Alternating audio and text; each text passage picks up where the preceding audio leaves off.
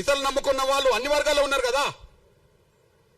దేవుడి దగ్గర గర్భగుడి దగ్గర పూజా వృత్తి చేసే కాడ బ్రాహ్మణులు ఎందుకు ఉండాలి? వాళ్ళు ఏమైనా దైవదూతలా? దేవుడు బ్రాహ్మణులను మాత్రమే ఉండాలని ఇక్కడ నన్ను చెప్పిండా? వెంకటేశ్వర స్వామి చెప్పిండా? రాముడు ఏమన్నా చెప్పిండా? ఇవి మందకృష్ణ చేసిన వ్యాఖ్యలు. భక్తులు అనే వాళ్ళు అన్ని వర్గాల్లో ఉన్నప్పుడు అర్చకత్వం మాత్రం కేవలం బ్రాహ్మణులు ఎందుకు చేయాలి? వాళ్ళకి ఏమైనా పేటెంట్ రైటా? మాకు కూడా అవకాశం ఇవ్వాలని మాట్లాడుతూనే ఆయన బ్రాహ్మణులు ఏమైనా దేవదూతలా, దేవులు చెప్పారా వాళ్ళు చేయాలని చెప్పి మాట్లాడుతుంటే ఇటు బ్రాహ్మణులు మాత్రం ఎస్ ఇది మా పేటెంట్ రైటే, ఇన్ని రోజులుగా మ్యాండేట్ చేయలేదు కానీ ఇప్పుడు మ్యాండేట్ చేయమని అడుగుతున్నాం, మాకు ఒక రక్షణ చట్టం కావాలి, మేము ఎక్కడ కూడా వేరే వాళ్ళు చేయొద్దని చెప్పలేదు కానీ ఇప్పుడు అడుగుతున్నాం, మేము మాత్రమే చేస్తాం, మాకు పేటెంట్ రైట్ అన్నట్టుగా బ్రాహ్మణులు మాట్లాడుతున్నారు.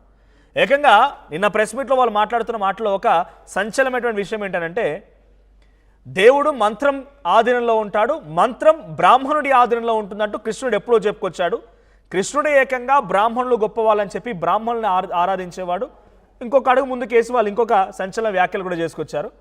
సో అలాంటి కృష్ణుడే మా గురించి గొప్పగా చెప్పినప్పుడు మీరెంత అన్నట్టుగా వాళ్ళు మాట్లాడుతున్నారు, డిమాండ్ చేస్తున్నారు, మాకు రక్షణ చట్టం కావాలని చెప్పి. మందకృష్ణ నీ మాట వెనక్కి తీసుకొని క్షమాపణ చెప్పకపోతే బ్రాహ్మణులంతా ఏకమవుతాం, ఆందోళన చేపడతామంటూ వార్నింగ్ కూడా ఇస్తున్నారు. ఒకసారి బ్రాహ్మణ సంఘాల మీడియా సమావేశం ఏం మాట్లాడే చూద్దాం. కృష్ణుడు ఒకటే మాట అన్నాడు, దేవతలు మంత్రం ఆధీనంలో ఉంటుంది, మంత్రం బ్రాహ్మణ ఆధీనంలో ఉంటుంది అని చెప్పి బ్రాహ్మణ కాళ్ళు గడిగి నీళ్లు చల్లుకున్న వ్యక్తి శ్రీకృష్ణుడు. అటువంటి గౌరవం దేవతలు బ్రాహ్మణులకు ఇచ్చారు. ఇది కూడా మీరు తెలుసుకోవాల్సిన అవసరం ఉంది. ఇంకొక విషయం, ముఖ్య విషయం నాకు అర్థం కానిది ఏంటంటే చాలా వివక్షకి గురైన మాదిగ సామాజిక వర్గాల్లో మీరు ఎంఆర్పిఎస్ ద్వారా పోరాటం చేసి మాదిగల గురించి మీ జీవితం అంతా ఉద్యమాలు చేసి మీ ఉద్యమంలో మీరు చేసే ఉద్యమాల్లో మీరు మా దగ్గరకు వచ్చి మేము మీకు ఆర్థిక సహాయం చేసిన విషయం మర్చిపోయారా అనేది ఒకసారి మిమ్మల్ని మీకు గుర్తు చేస్తున్నాను. అదేవిధంగా మొన్న 1,00,000 డప్పులను పెట్టారు మీరు ఒక ప్రోగ్రాము, దానికి కూడా డప్పులు తీసుకొచ్చి ఇదే ప్రెస్ క్లబ్లో ఇచ్చింది కూడా మా బ్రాహ్మణ ప్రముఖులే మీకు. ఇవన్నీ కూడా మర్చిపోయి బ్రాహ్మణుల మీద దేశ ఇచ్చి మాట్లాడటం మంచిదిగా. ఎస్సీ వర్గీకరణ కోసం కూడా మందకృష్ణ చేస్తున్న పోరాటానికి డబ్బులు సమకూర్చింది మేమే అనేటువంటి మాటని ఆ బ్రాహ్మణ సంఘాలు మాట్లాడుతున్నాయి. మొన్న వర్గీకరణ విషయంలో కూడా మాదిగా అనేటువంటి ఒక చర్చ జరిగినప్పుడు కొంత ఉద్రిక్తత పరిస్థితి నెలకొన్నప్పుడు 1000 గొంతులు 1,00,000 డప్పులు అనేటువంటి ఒక కార్యక్రమాన్ని తీసుకున్నటువంటి ఈ మందకృష్ణ మాదిగ ఎంఆర్పిఎస్ సంబంధించినటువంటి ఆ టీం అంతా కూడా మీరు ఇక్కడే ఇదే సోమాజిగూడలో ఇక్కడే తీసుకొచ్చి డబ్బులు ఇచ్చారు మా బ్రాహ్మణ సంఘాలంటూ మాట్లాడుతున్నారు ఆ బ్రాహ్మణ సంఘాల వ్యక్తులు. అంటే మందకృష్ణ చేసిన పోరాటాలకి బ్రాహ్మణులు డబ్బులు సమకూరిస్తే మాపై పోరాటం చేసిన మీరు మమ్మల్ని అంటారన్నట్టుగా వాళ్ళు క్వశ్చన్ చేస్తున్నారు. నిజంగా ఆర్థికంగా వనరులు సమకూర్చారా? ఏం జరుగుతుందో తెలుసుకుందాం. ప్రతినిధి అందరూ కూడా సిద్ధంగా ఉన్నారు ఈరోజు డిబేట్లో పార్టిసిపేట్ చేయడానికి. మనతో పాటుగా లలిత్ కుమార్ గారు ఉన్నారు, హిందూ జనశక్తికి సంబంధించినటువంటి ప్రతినిధి ఆయన. ఇటు తెలంగాణ శ్యామ్ ఉన్నారు, సోషల్ యాక్టివిస్ట్. మరి కాసేపట్లో మరికొంతమంది గెస్ట్ కూడా జాయిన్ అవుతారు. సో ఫస్ట్ అండ్ ఫార్మోస్ట్గా బ్రాహ్మణ సంఘాల రియాక్షన్ పైన శ్యామ్ రియాక్షన్ ఏంటో తెలుసుకుందాం. శ్యామ్, దేవుళ్ళు మంత్రం ఆధీనంలో ఉంటారు, మంత్రం బ్రాహ్మణుడి ఆధీనంలో ఉంటుంది, కృష్ణుడు అంతటి వాడే మేము గొప్ప అన్నట్టుగా మా గురించి చెప్పుకొస్తే ఇలా మీరు మాట్లాడడం తగదు, అవగాహన రహితంగా మాట్లాడుతున్నారు మందకృష్ణ అని చెప్తూ మీరు చేసిన ఉద్యమాలకి ఆర్థిక వనరులు సమకూర్చింది మేమే అన్నట్టుగా మాట్లాడుతున్నారు. ఏంటి మందకృష్ణ 30-35 ఏళ్ల పాటుగా చేసిన పోరాటానికి ఆర్థికంగా వనరులు సమకూర్చింది బ్రాహ్మణ సంఘాల? నమస్కారం సార్, ప్యానెల్లో ఉన్నటువంటి పెద్దలకు, ఆర్టీవీ ప్రేక్షకులందరికీ నమస్కారం. ఆర్టీవీ ప్రజల్లో అవగాహన తీసుకొస్తున్నటువంటి ఈ డిబేట్ కు నన్ను కూడా పిలిచినందుకు థ్యాంక్ యూ సార్. సార్, వాళ్ళు మాట్లాడినటువంటి మాటలు ఏవైతే ఉన్నాయో మీరు స్పష్టంగా అర్థం చేసుకోవచ్చు. ఎంతసేపటికి మేము బ్రాహ్మణులం, మా దగ్గర నుండి ఈ పూజలు చేసేటువంటి ఇది ఏదైతే ఉందో చేజారిపోతుంది అనేటువంటి భయమే తప్ప ఈ దేశం బాగుపడాలని, ఈ ధర్మం నిలబడాలని, ఈ కులం పోవాలని, అంటరానితనం ఉండకూడదు అనేటువంటి డిబేట్ మాత్రం వాళ్ళు ఎక్కడా చేయలే. వాళ్ళు ఏం చెప్పారు, 1,00,000 డప్పులు 1000 గొంతులకు మా వంతు సహాయంగా మేము ఆర్థిక సహాయం చేసామంటున్నారు. చేస్తే తప్పే ఉంది, ఇప్పుడు రిటర్న్ ఇచ్చేయాలా చెప్పండి, మరి ఇచ్చేస్తాం మేము. మందకృష్ణ అన్న ఏం చెప్పాడు, ఈ రోజు వందల వేల సంవత్సరాల నుంచి పశువుల కంటే హీనంగా చూసినటువంటి ఈ సమాజంలో మాకు రాజ్యాంగంలో అన్ని హక్కులు ఉన్నాయి, కానీ దేవుడి గుడికి అన్ని కులాల వాళ్ళు వస్తున్నారు, అందరూ దండం పెట్టుకుంటున్నారు. దేవుడు అందరిని ఆదరించినప్పుడు పూజలు చేసుకునేటువంటి హక్కు మిగతా కులాలకు ఎందుకు ఉండకూడదు? మీకు ఏమైనా దేవుడు పేటెంట్ హక్కా? రాముడు కృష్ణుడు మిమ్మల్ని మాత్రమే పూజారులకు ఉండమన్నాడా? వేరే వాళ్ళు మంత్రం నేర్చుకొని ఏ నియమ నిబంధనల్ని పాటిస్తూ పూజలు చేస్తే దేవుడు ఏమైనా వెళ్ళిపోతాడా అనే అటువంటి చర్చ పెట్టాడు తప్ప ఎక్కడైనా సరే బ్రాహ్మణుల కులాలనే కానీ బ్రాహ్మణులు కానీ ఎక్కడ నిందించలేదు. వాళ్ళు ఏం చెప్పుకుంటూ వచ్చారు? విప్లవ ఉద్యమంలో అంటే నక్సలైట్ ఉద్యమంలో మా బ్రాహ్మణులే ఉన్నారు, లేకపోతే స్వాతంత్ర ఉద్యమంలో మా బ్రాహ్మణులే ఉన్నారు, సంఘ పరివర్తనలో మా బ్రాహ్మణులే ఉన్నారు అని చెప్పుకుంటూ వచ్చారు. స్పష్టంగా చెప్తున్నారు. వాళ్ళు ఏమంటున్నారు? దేవుడు మంత్రమాధీనంలో ఉంటాడు, ఆ మంత్రం మా బ్రాహ్మణుల ఆధీనంలో ఉంటుంది, కాబట్టి మిగతా వాళ్ళందరూ మా బ్రాహ్మణుల ఆధీనంలో ఉండాలనేటువంటిది వాళ్ళ ఉద్దేశం. మేమేమంటున్నాం?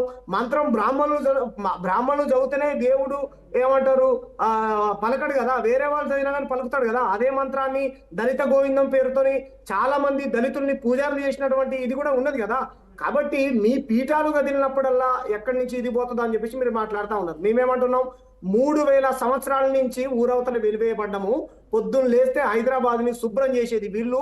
పోయినటువంటి రొంటికి ఏమంటారు మలమూత్రాన్ని ఎత్తిపోసేది మొత్తం 190% మాల మదిగోళ్ళు ఉంటారు. ఒక్క బ్రాహ్మణుడైనా రోడ్లు ఉడవంగా పాయకాలను నడవంగా కూలి పని చేయంగా ఎక్కడ చూసామా? 100కి ఎవరో ఒకళ్ళు ఇద్దరు ఉంటే ఉండవచ్చు. మీకు ఎందుకంత ఇదవుతా ఉన్నది? కృష్ణన్న ఏమంటారు ఒక మంచి సామాజిక అంశాన్ని లేవనెత్తాడు. మీరే చెప్తారు ఇతరులకు మతం మారుతున్నారు క్రైస్తవం. కానీ ఇక్కడ మీరు అంటున్నట్టుగా సరే, మీరు అంటున్న పనేదో వాళ్ళు చేశారా చేయలేదు వేరే విషయం, కానీ దేశానికి సంబంధించిన ప్రతి అంశంలో మేము ఉన్నాం. బాలగంగాధర్ తిలక్ పేరుని ప్రస్తావిస్తూ దేశానికి సంబంధించిన స్వతంత్ర పోరాటంలో మేమున్నాం, బ్రిటిష్ వాళ్ళపై పోరాడిన దాంట్లో మేమున్నాం, ప్రతి దాంట్లో మా అంశం ఉంది, మేము చేయడం మూలంగానే జరుగుతున్నాయి అన్నట్టుగా వాళ్ళు మాట్లాడుతున్నారు. అంటే వీఆర్ పుట్టింగ్ ఎవ్రీ ఎఫర్ట్స్. దేశాన్ని కలిపే ప్రయత్నంలో, సనాతన ధర్మాన్ని కాపాడే ప్రయత్నంలో, ఐక్యం చేసే దాంట్లో మేమే కీలకమని మాట్లాడుతున్నారు వాళ్ళు. ఈ దేశమే మాది కదా సార్, ఈ దేశం మూలవాసులం కదా మేము, ఈ దేశం మూల ఆదివాసులం కదా మేము, ఈ దేశమే మాది కదా, మా తండ్రిది కదా, మా తాతది కదా. అలా చెప్పుకుంటే స్వాతంత్ర ఉద్యమంలో మా ఉద్దమ్ సింగ్ లేడా? ఏమంటారు? ఇంకా అనేక మంది దళిత బహుజన గిరిజన ఆదివాసులు చాలా మంది ఉన్నారు కదా. బిర్సా ముండా ఉన్నాడు కదా, చాలా మంది. మేము అలా చెప్పుకున్నాం, ప్రతిదాన్ని కులానికి ముడి పెట్టామా? మేము అలా గుర్తు చేసినప్పుడేమో మీరు ఎందుకు స్వాతంత్ర సమర యోధులకు కులాన్ని ముడి పెడతా అంటారు, మీరు మాత్రం కులాన్ని ముడి పెట్టుకుంటారు. ఎంత దుర్మార్గం సార్ ఇది. మేమేమంటున్నాం సార్? అన్నిట్లో మీరు ఉన్నారు కదా. క్రైస్తవ్యాన్ని ఇప్పుడు హిబ్రూలో రాశారు సార్ బైబుల్ని. మా అయ్యకు మా అమ్మకు 30 ఏళ్ల నుంచే చదవచ్చు. ఎవరు చదువుకున్నారు బైబుల్ని? ఎవరు చదువుకున్నారు? హిబ్రూ మా తాతకు వచ్చా? ఇంగ్లీష్ మా అయ్యకు వచ్చా? ఎవరు తీసుకొచ్చారు? నంబూద్రి బ్రాహ్మణులు, కేరళ బ్రాహ్మణులు కాదా ఈ దేశంలోకి బైబుల్ని తీసుకొని వచ్చింది? మీరు గుళ్ళోకి రానియకపోతే కదా. ఒక్క నిమిషం, ఒకసారి మనం అవతల వైపు భాషను కూడా విందాం. ఒకసారి లలిత్ కుమార్ గారు మాట్లాడారు. లలిత్ కుమార్ గారు, మందకృష్ణ మాట్లాడింది ఒక సామాజిక అంశం, అందరికీ సమాన హక్కులు ఉండాలనే రకంగా ఆయన మాట్లాడుకొస్తే, ఇప్పుడు బ్రాహ్మణ సంఘాలు ఆయన మాటల్ని తప్పుగా అర్థం చేసుకున్నాయా? తప్పుగా అర్థం చేసుకుంటే వాళ్ళ వర్షం అలా ఉంది, తప్పుగా అర్థం చేసుకున్నాయి. సో ఆయన మాట్లాడుతున్న మాటలో తప్పేముంది? పేటెంట్ రైట్ అడుగుతున్నారు, బ్రాహ్మణ రక్షణ చట్టం అడుగుతున్నారు. సో మందకృష్ణ వ్యాఖ్యలపైన మీ రియాక్షన్ ఏంటి? ముందుగా ఆర్టీవీ ప్రేక్షకులకి, అదేవిధంగా ప్యానెల్లో ఉన్న అందరికీ నమస్కారం అండి. సో ఇక్కడ ఇరు వర్గాలది తప్పుగా అనిపిస్తా ఉందండి నాకు. ఫస్ట్ ఆఫ్ ఆల్ మందకృష్ణ గారు కూడా నిజానికి సుప్రీంకోర్టు తీర్పు గురించి మాట్లాడటానికి ప్రెస్ మీట్ పెట్టిన ఆయన అర్చకత్వం గురించి, అర్చకత్వపు హక్కుల గురించి ప్రస్తుత ప్రసంగం చేశారని నాకు అనిపించింది. ఆ టాపిక్ అక్కడ అవసరం లేదు, అంటే ఆ వేదిక దానికి అప్రోప్రియేట్ కాదు. అయితే ఒకవేళ ఆయన చేసిన వ్యాఖ్యల్ని డిఫెండ్ చేసుకోవాలి, లేకపోతే వాటి మీద కౌంటర్ ఇవ్వాలి అని బ్రాహ్మణ సంఘాలు అనుకుని ఉంటే కూడా వాళ్ళు మరో రూపేణ ఇవ్వాల్సి ఉండొచ్చు. కానీ అక్కడ వాళ్ళు కూడా కొన్ని అప్రస్తుత వ్యాఖ్యానాలు చేశారని మాకు అనిపించింది. మొదటిగా ఇక్కడ మందకృష్ణ గారి వ్యాఖ్యల్ని చూద్దామండి. మందకృష్ణ గారు మాట్లాడిన దానిలో ఆయన ఏమంటారంటే, బ్రాహ్మణులకి ఇదేమన్నా పేటెంట్ హక్కా, బ్రాహ్మణులే అర్చకులుగా ఉండాలా అని చెప్పేసి అన్నారు. మేబీ మందకృష్ణ గారి పక్కన చుట్టూ ఎప్పుడు కూడా అంటే హిందుత్వ భావజాలం కలిగిన వాళ్ళు, హిందుత్వవాదులు ఎవరు లేకపోవటం వల్ల ఆయనకి ఇన్ఫర్మేషన్ ఉండకపోవచ్చు. దానివల్ల ఆయన మాటలు అని ఉండొచ్చు. ఎందుకంటే ఈ రోజున అర్చకత్వ శిక్షణలో చాలా మంది ఎస్సీ, ఎస్టీ, బీసీ, అదేవిధంగా ఇతర సామాజిక వర్గాలకు చెందిన వాళ్ళు, అంటే మత్స్యకార సామాజిక వర్గానికి చెందిన వాళ్ళకు కూడా శిక్షణ తరగతులు నిర్వహిస్తూ ఉన్నారు. వాళ్ళు ఇప్పుడు అర్చకులుగా సొంతంగా కొన్ని దేవాలయాలను కూడా నిర్వహిస్తూ ఉన్నారు. అయితే ప్రధానంగా వీళ్ళు అడిగేది ఎట్లా ఉంటుందంటే, అర్చకత్వం అనగానే తిరుమలలో చేస్తేనే అర్చకత్వం, శ్రీశైలంలో చేస్తేనే అర్చకత్వం అన్నట్టుగా అనుకుంటారు. ఇక్కడ ఒక్కొక్క ఆలయానికి ఒక్కొక్క సంప్రదాయం ఉంటుంది, ఒక్కొక్క నిర్దిష్టమైన ఆగమం ఉంటుంది. ఆగమం పట్ల ఎవరికైతే అవగాహన ఉంటుందో వాళ్ళే అక్కడ అర్చకత్వం చేయడానికి యోగ్యులుగా ఉంటారు. ఈ రోజున బ్రాహ్మణుడే కదా అని చెప్పేసి శ్రీశైలంలో పనిచేసే అర్చకుడు వెళ్ళి తిరుమల గర్భాలయంలో పని చేయడానికి లేదు. అలాగే తిరుమల లాంటి ప్రసిద్ధ క్షేత్రంలో పనిచేస్తున్నాడు కదా బ్రాహ్మణుడు అని చెప్పేసి ఆయన్ని తీసుకెళ్లి శ్రీశైలం గర్భాలయంలో అర్చకుడిగా పెట్టే పరిస్థితి లేదు.